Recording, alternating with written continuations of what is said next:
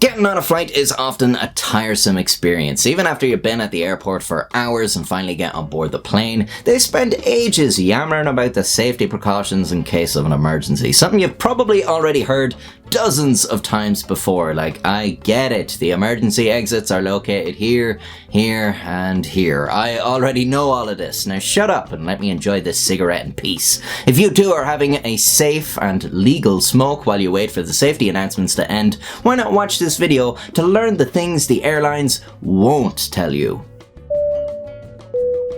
Well, despite what I said 1 second ago, it is apparently neither safe nor legal to smoke on a plane, at least not anymore. So why then are there often ashtrays in the toilets? Well, it's because the general public are a mass of unwashed ignoramuses that can't be trusted. It's well within the realms of possibility that some dope is going to sneak into the bathroom for a cheeky smoke. So in many places across the world, including the US and many European countries, it is a legal requirement for the plane to have an ashtray in the bathroom so a cigarette can be safely extinguished. That last fact may have convinced you to spark up a joint in the plane toilet, but think twice because some of them can be unlocked from the outside. Yes, for safety reasons, a lot of plane toilets have a secret mechanism, usually located under a sign on the door, that allows the door to be unlocked without the occupant's involvement. This is in case someone in the toilet needs medical assistance, or they're lighting up, or assembling a bomb or something. Mostly the former though. Good news for people with a fear of flying. It is almost impossible to die on a flight. You're probably thinking this is just some trickery of wording, and yeah, you're pretty much right. Flight crews are trained in some first aid and could do things like stop nosebleeds, splint broken limbs, or even deliver babies, but the vast majority will lack the qualifications to declare a time of death. That means you'll only be legally declared dead when the flight lands.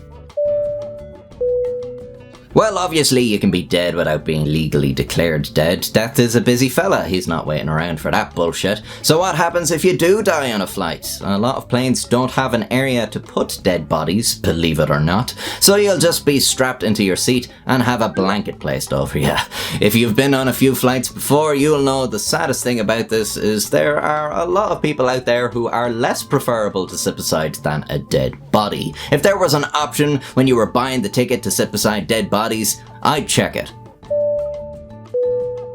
If you've ever heard chimes come over the cabin speakers, now you know they're not just to set the mood. These chimes could be informing the cabin crew of the number of remaining snacks, or that they need to strap in for incoming turbulence, or that their presence is required in the cockpit.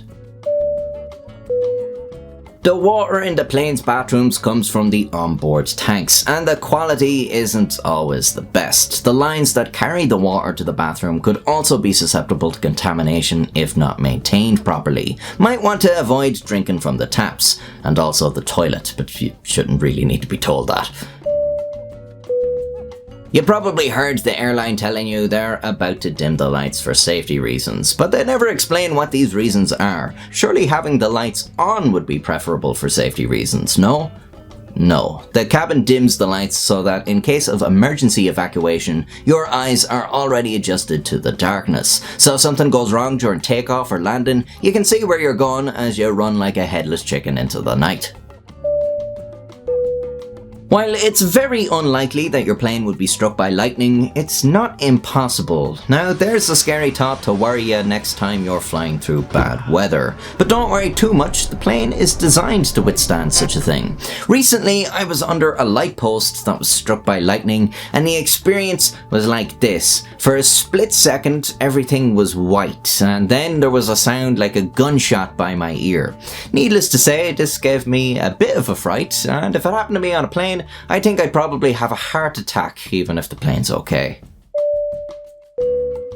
Another thing you'll be told about is the dreaded oxygen masks and how to use them, as if the mere sight of the things descending from their compartments isn't going to send every passenger into a blind, thoughtless panic. One thing they don't tell you though is that your mask will only have about a 15-minute supply. After that, you will have to storm the cockpit for the pilot's masks, as their supply is more bountiful. A blatant case of the elite hoarding all the resources. And there you have it, everything you did and didn't want to know about flying. How will this help you?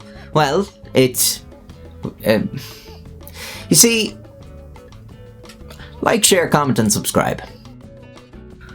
I'll do it one more time. No, I won't.